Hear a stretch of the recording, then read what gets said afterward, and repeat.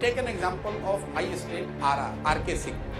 You go and talk to anybody, they will say कि भैया बड़ा काम किया इन्होंने, अच्छे एमपी रहे, अच्छे मिनिस्टर रहे, लेकिन कार्यकर्ता नाराज है, कार्यकर्ताओं को भाव नहीं देते थे. They were down in dumps, but they had a purpose कि हमें इनको रोकना है किसी भी तरीके से. Numbers analysis and then we look ahead.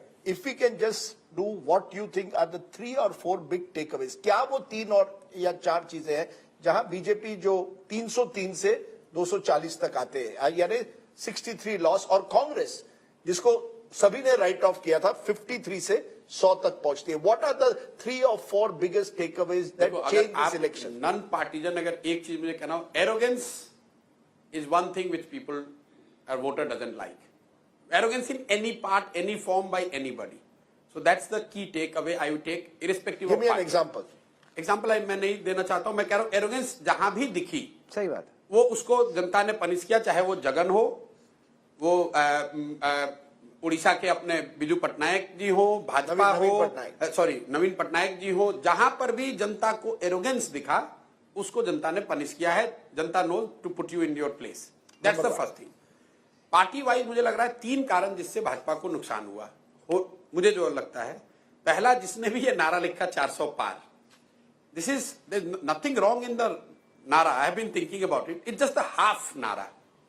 400 पार तो है, लेकिन किस लिए? They left it open.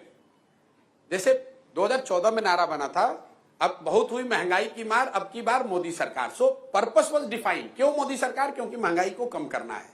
इस बार आपने कहा 400 पार, तो to section of society it appeared, it reeked of complacency. To section of society it reeked of arrogance, and to section of society it reeked of some conspiracy, जिसको opposition ने भुनाया कि भैया ये संविधान बदल देंगे. ये एक जो चीज जिसने भी बीजेपी का नारा लिखा है, सबसे बड़ी गलती वहां हुई है कि उनको वो डिफाइन नहीं किया कि 400 पार क्यों.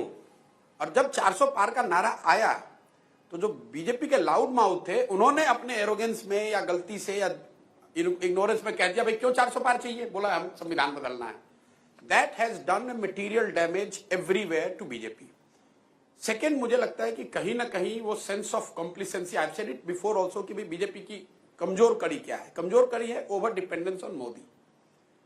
इसमें क्या हुआ कि जो कार्यकर्ता है वो कह रहे 400 तो आ ही रहा है, मेरा इसको सबक सिखाना है.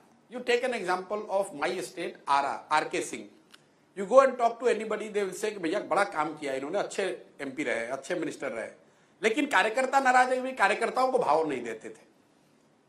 जो बीजेपी का सपोर्टर है उसको लग रहा है जीत ही रहे यार, क्या करना है. There was no purpose, no goal. भाई 400 पार हो ही रहा है, क्या करना है. और contrary to this, those who were opposed to Modi and Bhajpa, they had a purpose. They were down in dumps, but they had a purpose कि हमें इनको रोकना है, किसी भी तरीके से रोकना है.